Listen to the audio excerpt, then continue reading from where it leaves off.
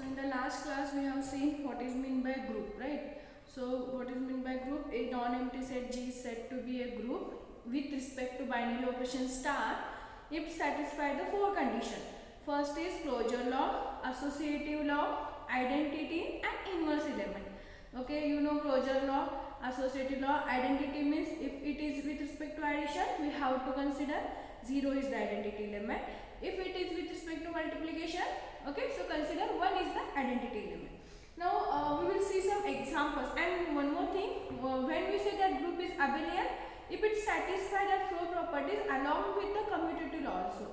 If it satisfies the commutative law also, then we can say it is an abelian group. Okay, so in this class we will see some examples depend on that group. Okay, so here we have our first example. Prove that the set of integer prove that the set of integers is an abelian group with respect to addition as the binary operation. So see, you know what is set of integer? Z. Okay, and set of integer means you will get 0 plus or minus 1 plus or minus 2 plus or minus 3 and so on. Okay, because here they say set of integers means the positive numbers also and negative numbers also including 0. Okay, so here we have the set of integer. And what is the binary operation here? What is given there? With respect to addition as the binary operation. Addition means plus. Addition means plus. Means this algebraic structure is given. Okay. The set of integers z with respect to addition means plus. Therefore z plus. This algebraic structure is given. Now we have to prove this algebraic structure is an abelian group. Means this should satisfy all the 5 conditions. Okay. So here let z plus b, z plus b the set of integers. Set of integers. Okay, then we have to prove 4 properties. Or first write down if you want the set of integers is given by 0 plus or minus 1 plus or minus 2 and so on. So first is what? Closure law. So what is closure law? If you are taking any two elements AB belongs to Z, then we want here A plus B belongs to Z. Because see, in general we want A star B belongs to Z. But here what is the star? Plus. So A plus B belongs to Z. Now take any two elements from this set. Let us take A is equal to minus 1 and B is equal to 2. Okay. Then using this, what we will get? A plus B. This is nothing but minus 1 plus 2. But what is minus 1 plus 2? It is nothing but plus 1. And see, 1 belongs to this set also. Okay, 1 is present in this set. Therefore, A plus B belongs to Z. Therefore, closure law holds. Next, go for associative law. See, if your first law is failed, stop here only and you have to write this is not a group. But if it satisfies, then go for the next. So here we have associative. Next is associative law. Okay. So what is associative law? For any 3 elements A, B, C belongs to Z, what we want? A plus in the bracket B plus C is equal to A plus B bracket complete plus C. Means first if you are solving this bracket and then total equation, and in this side if you are solving this bracket and total equation, we want the same values. Now let us take again A is equal to what we have taken here, minus 1, B is equal to 2 and C is equal to whatever you want. Take 3. Okay. Either you can take positive number or you can take negative number. Then use this condition A plus B plus C. So A plus B plus C is equal to, in the first bracket, A plus B plus C. Substitute the value. A is equal to minus 1. What is the value of B? We have 2 plus C is 3 is equal to, in the bracket, minus 1 plus 2 bracket complete plus 3. Okay. So minus 1 plus 3 plus 2 is 5 is equal to minus 1 plus 2 is 1 plus 3. Minus 1 plus 5 is 4. 1 plus 3 is 4. Both the values are equal. Therefore, associative law also holds. Next, we will go for the third is identity law. Identity law. What is identity law? If you are taking A belongs to Z, then there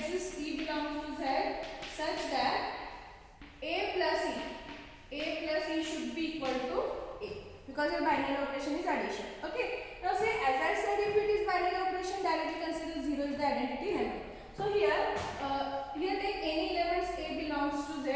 Let us take -1 belongs to Z, or in general write down for all A belongs to Z, there exists 0 belongs to Z, such that A plus 0 is equal to A only. Because if you are adding 0 in any number, you will get that number itself. Okay, so A plus 0 is equal to A.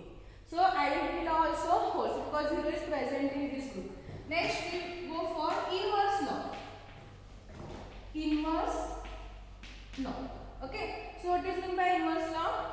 For every element A belongs to Z, there exists A inverse belongs to Z, such that we want A plus A inverse is equal to the identity element E. Okay, so using this, let us take A belongs to Z, then here exists minus A belongs to Z, such that A minus A is equal to, what is the identity element here? Here we want it should be equal to identity element. And what is the identity element here? 0. So when we will get 0, if you are writing here, for example, if you are taking 2, okay, then if you are subtracting -2, then only you will get 0. For 3, -3. For 4, -4. So in general, for A, minus A is the inverse of the element. Okay, so it satisfies inverse law also. And lastly, we have to prove it is abelian. See, if they ask only prove that it is a group, then only write down this 4 condition, it is enough. But if they ask prove that it is an abelian group, then we have to write 5th one also. That is commutative law. That is commutative law. What is commutative law? For any two elements A, B belongs to Z, we want A plus B should be equal to B plus A. So what is the value of A? We have -1 plus 2 is equal to B value is 2 minus 1. -1 plus 2 is also 1, 2 minus 1 is also 1. So both are equal, therefore it satisfies the commutative law. So after this we have to write since Z plus satisfy all the 5 properties, therefore Z plus is an abelian group. That implies the set of integers is an abelian group with respect to addition. Okay, so please prepare this 5 marks example. Okay, 5 marks they can ask, but 2 to 3 more examples are there. They can ask one example for 5 marks. Sure. Okay, so this is one. Next we have only remember the properties. If you know all 5 properties, write down the properties, put any number and give the result.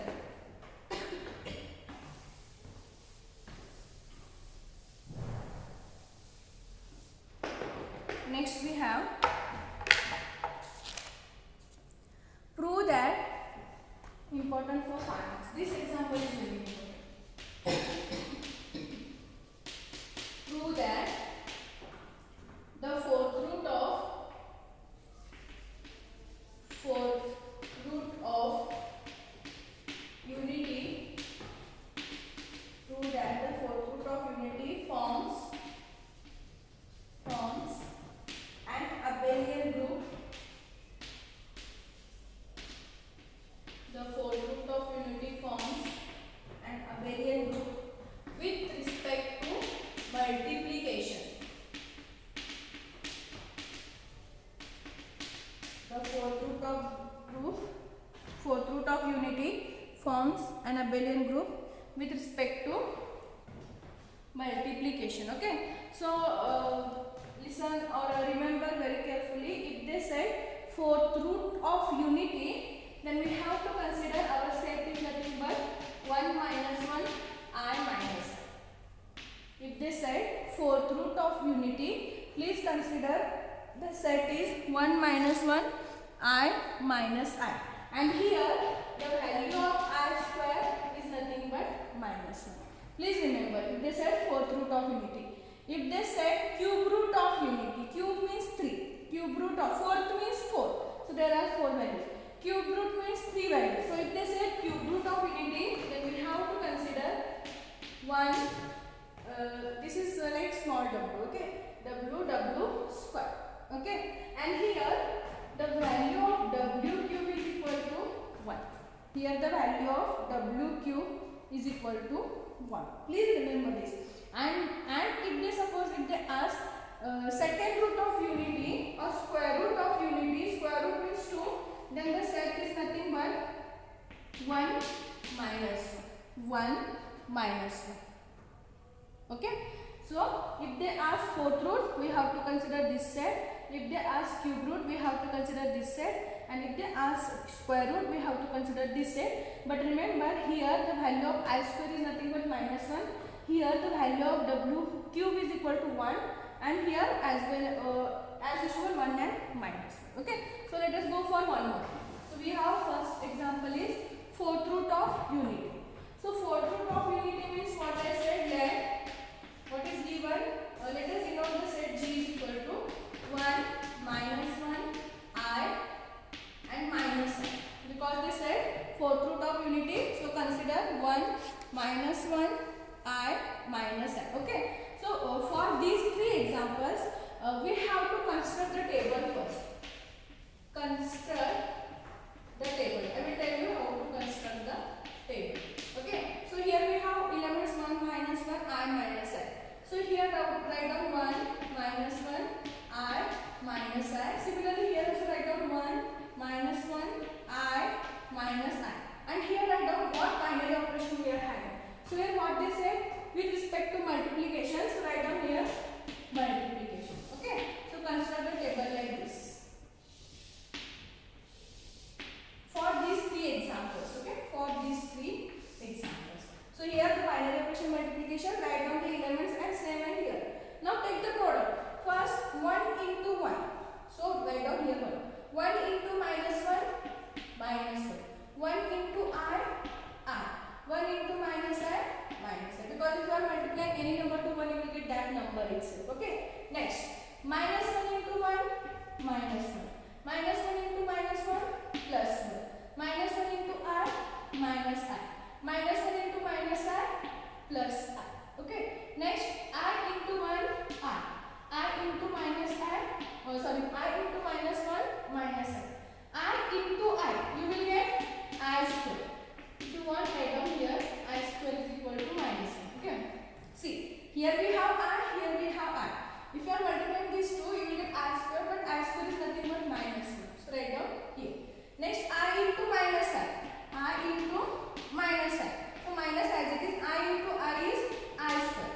So minus, you will get I square value is minus 1. So minus into minus, you will get it is plus 1. Okay.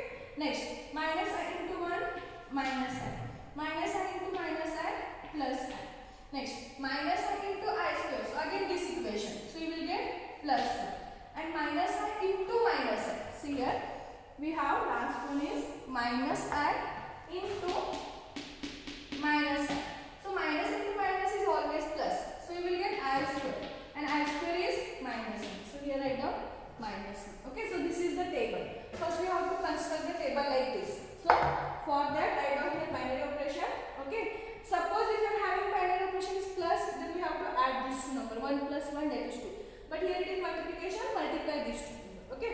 Now how do you verify the laws? First closure, associative, identity and inverse. Okay, let us see one by one. So here first is closure law. Closure law. Okay. Now see if this table if all the elements from this table, if all the elements or all the numbers from this table belongs to this given set, then we can say this satisfy the or this set satisfy the closure law. Now if you see here we have 1 minus 1 I minus I minus 1 1 minus I. If you check these all elements are from this set only, right? So we can say this satisfy the closure law. So it is enough. So for that write down since all the entries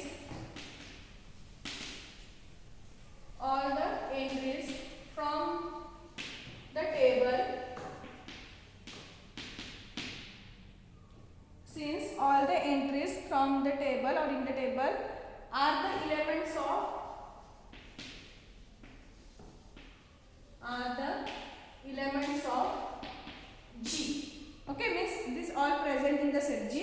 Therefore, closure law is satisfied. Okay. Next, associative law. Next is associative law. So what is associative law? Take any three elements from this set. So let A is equal to 1, B is equal to -1 and C is equal to I from this set only. Okay. Then what is associative law with respect to multiplication? So we can write it is A into B into C is equal to, in the first bracket, A into B into C. Substitute the value here. What is A? 1 into B is -1 into C is I. This is equal to, what is A? 1 into -1 into I. Solve this bracket first. -1 into I is -I. Next, 1 into -1 is -1 into this I. So 1 into -I, -1 into I is also -I. So both are equal, so it satisfies the associative law also. Next is identity element. Next is identity element. Okay. So what is identity element here? We have it is with respect to multiplication. So consider 1 is the identity element, because if you take any three elements from this set, we can write 1 into -1 is -1 itself, 1 into I is I itself, 1 into -I is -I itself. So you will get the number into identity element, that number itself. So we have to consider 1 is an identity element. Okay, so write down there exists 1 belongs to G such that 1 into -1 is equal to -1. If you want, you can write for all. 1 into I is nothing but I. 1 into -I is nothing but -I, and so on. Okay. Next, inverse law. So what is inverse law? We want an element, for any element there exists an inverse such that if you are taking multiplication into that inverse, you want the identity element. Okay. So for every element here we have only 4 elements, so we can check for every element. Okay. So for inverse element, if you want, okay, we will see for one by one. So 1 into, if for which element you will get identity element, we want identity element itself. So for 1 into 1 is 1, right? Here 1 is an identity element. See, 1 is an identity element. So if you are multiplying 1 to 1 itself, then only you will get 1. So inverse of 1 is 1 itself. Next, -1. So we want, it is identity element is +1. So which element you will multiply here? -1 only. Because -1 into -1 you will get +1. Okay. So for 1 identity element, inverse element is 1. For -1 inverse element is -1. Go for the next, for I. See, here we want the 1. Okay. But here we have I. So which element you will multiply? You will get +1. See, if you are multiplying I, then you will get I into I, that is I square, but it is nothing but -1. But here we want +1, so multiply -I. So -I into I is -I square, but I square value is -1, so minus into minus you will get +1. And for -I, I. For I, -I, and for -I, I. So inverse of 1 is 1, inverse of -1 is -1, inverse of I is -I, and inverse of -I is I. So it satisfies the inverse law also. So it satisfies all the 4 laws. Then we can say this fourth root of unity forms a group. They said abelian group, right? So through the commutative property also. Okay. So for commutative property, take any 2 elements. Let us say 1 and I. Okay. So what is the 1 into I should be equal to I into 1. Because A into B should be equal to B into 1. So see, 1 into I is I into 1 is also I. So you will get the same elements. So this satisfies the commutative property also.